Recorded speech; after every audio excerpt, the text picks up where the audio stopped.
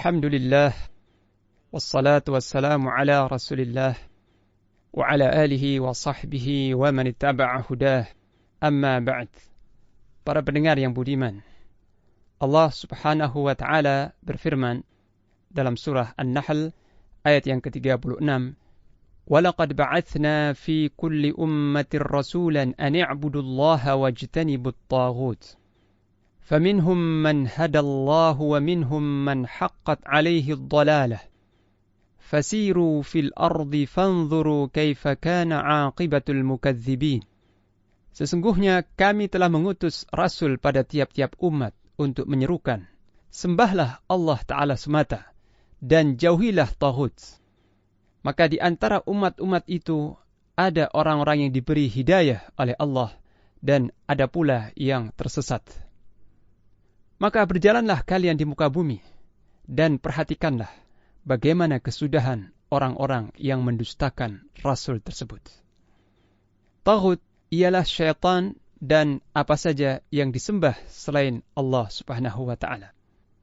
Tentang ayat tersebut, Syekh Abdurrahman bin Nasir As-Sa'di rahimahullah berkata, Allah subhanahu wa ta'ala mengabarkan dalam ayat ini bahwa hujjah Allah telah ditegakkan pada setiap umat. Tidak ada satu umat pun kecuali telah diutus seorang rasul kepada mereka. Semua rasul tersebut bersepakat untuk mendakwahkan satu tujuan dan satu din, yaitu mendakwahkan tauhidullah dan dinul Islam. Yakni semua rasul diperintahkan oleh Allah subhanahu wa ta'ala untuk mengajak segenap manusia agar beribadah hanya kepada Allah Ta'ala semata dan menjauhi semua bentuk sesembahan selain Allah Ta'ala. Kemudian umat manusia terpecah dan secara umum mereka terbagi menjadi dua kelompok besar. Ada yang mendapatkan hidayah dari Allah Ta'ala sehingga mereka menerima dakwah Rasul tersebut dan menjadi orang-orang yang bertauhid, dan ada pula yang tersesat menolak dakwah sehingga menjadi orang-orang yang kafir dan musyrik. Kemudian As'ad Hamud dalam Aisarut Tafasir berkata, Allah subhanahu wa ta'ala telah mengutus seorang rasul pada setiap umat yang mengajak kepada peribadatan hanya kepada Allah Ta'ala semata dan tidak menyekutukannya, serta melarang mereka untuk mengikuti taghut, yaitu syaitan, menyembah patung, dan perbuatan syirik. Di antara mereka ada yang beriman kepada Allah Ta'ala dan mengikuti rasul sehingga mendapatkan hidayah. Sebagian mereka pun ada yang tersesat, sombong, dan melenceng dari perintah Rabb mereka. Maka Allah pun memerintahkan kepada Rasulullah Muhammad sallallahu alaihi wasallam untuk berkata kepada orang-orang musyrik, berjalanlah kalian di muka bumi dan lihatlah, perhatikanlah bagaimana kesudahan orang-orang yang mendustakan dakwah Rasul tersebut. Bagaimana Allah Ta'ala telah menghinakan dan menghancurkan mereka serta menimpakan azab yang buruk kepada mereka. Para pendengar yang budiman, mentauhidkan Allah Ta'ala adalah ibadah yang teragung, karena ia termasuk ke dalam hak Allah Subhanahu wa Ta'ala yang harus dipenuhi oleh setiap hambanya.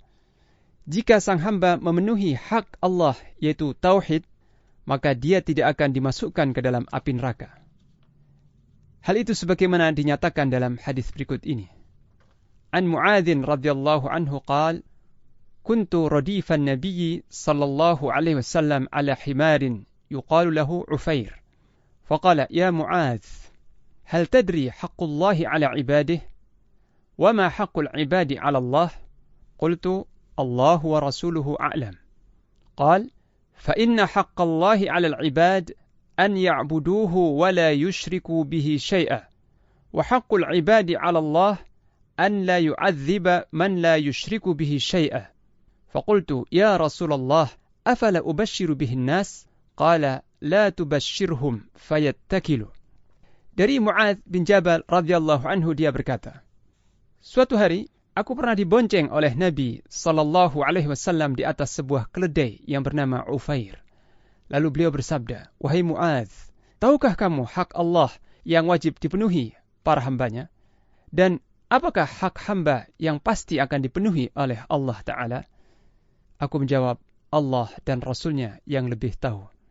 Maka beliau sallallahu alaihi wasallam bersabda, sesungguhnya hak Allah yang wajib dipenuhi oleh para hambanya adalah hendaknya mereka beribadah kepada Allah semata dan tidak menyekutukannya dengan sesuatu.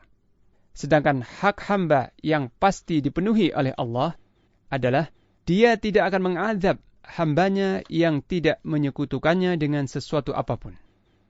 Lalu aku berkata, wahai Rasulullah, bolehkah aku beritahukan kabar gembira ini kepada manusia? Beliau menjawab, jangan kamu sampaikan kabar gembira ini. Nanti mereka akan bersandar. Hadis riwayat Al-Bukhari dan Muslim. Para pendengar yang dirahmati Allah, dalam pembahasan tafsir tentang tauhid ini, ada beberapa faidah yang dapat kita petik. Di antaranya, hikmah diutusnya segenap Rasul tidak lain adalah untuk menyeru umat manusia kepada tauhidullah, yaitu mengesahkan Allah dalam beribadah. Kedua, pengutusan Rasul berlaku umum untuk semua umat. Ketiga, agama para nabi adalah satu. Syekh Muhammad bin Abdul Wahhab At-Tamimi rahimahullah berkata, tauhid adalah agama segenap Rasul yang diutus oleh Allah kepada para hambanya. Kemudian Syekh Saleh bin Abdul Aziz Al-Syeikh berkata, apabila faktanya seperti itu, yaitu segenap Rasul menyerukan tauhid, maka sudah seharusnya dakwah seperti itu dilakukan untuk menyerukan pokok ini. Dakwah dilakukan untuk mengajak manusia mentauhidkan Allah, sebab dengan tauhid itulah hati akan menjadi baik dan amalan pun akan menjadi baik. Syekh Saleh juga menandaskan, barang siapa yang tidak mentauhidkan Allah Ta'ala, maka sesungguhnya dia telah mendustakan seluruh Rasul. Dikarenakan semua Rasul itu diperintahkan oleh Allah Ta'ala untuk mengajak bertauhid. Yang keempat, peribadatan kepada Allah Ta'ala tidak dapat diwujudkan kecuali harus disertai dengan sikap kufur, yaitu mengingkari taghut, yakni semua yang disembah selain Allah Ta'ala. Kelima, taghut mencakup segala sesuatu yang disembah selain Allah Subhanahu wa Ta'ala. Terkait ini, Syekh Abdul Aziz bin Baz rahimahullah berkata, taghut adalah segala sesuatu yang disembah selain Allah dalam keadaan dia meridhai hal itu.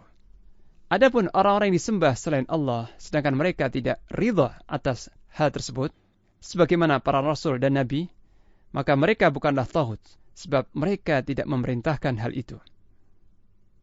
Keenam, misi dakwah para Rasul serta para pengikut setia mereka adalah mengajak manusia untuk bertauhid dan memberantas kesyirikan. Syekh Abdul Aziz bin Baz rahimahullah berkata, hakikat syirik itu adalah memalingkan salah satu jenis peribadatan kepada selain Allah Subhanahu wa Ta'ala. Yang ketujuh, tauhid merupakan kewajiban semua manusia. Kedelapan, tauhid memadukan dua hal, yaitu pertama, penolakan terhadap semua sesembahan selain Allah Ta'ala. Dan kedua, penetapan bahwa hanya Allah Ta'ala sesembahan yang benar. Kedua hal ini tidak dapat dipisahkan satu dengan yang lainnya. Kesembilan, ayat ini merupakan penjelas makna ayat yang pertama, yaitu surah Az-Zariyat ayat yang ke-56. Sebagaimana dikatakan oleh Syekh Saleh Al-Syeikh dalam At-Tamhid. Kesepuluh, di dalam ayat ini terkandung makna La ilaha illallah. Para pendengar yang budiman, inilah beberapa hikmah dan pelajaran yang dapat kita petik dari surah An-Nahl ayat yang ke-36 di atas. Semoga Allah Ta'ala memberikan manfaat kepada kita semua dengan ayat tersebut. Wassallallahu ala nabiyina Muhammad wa ala alihi wa sahbihi wa sallam.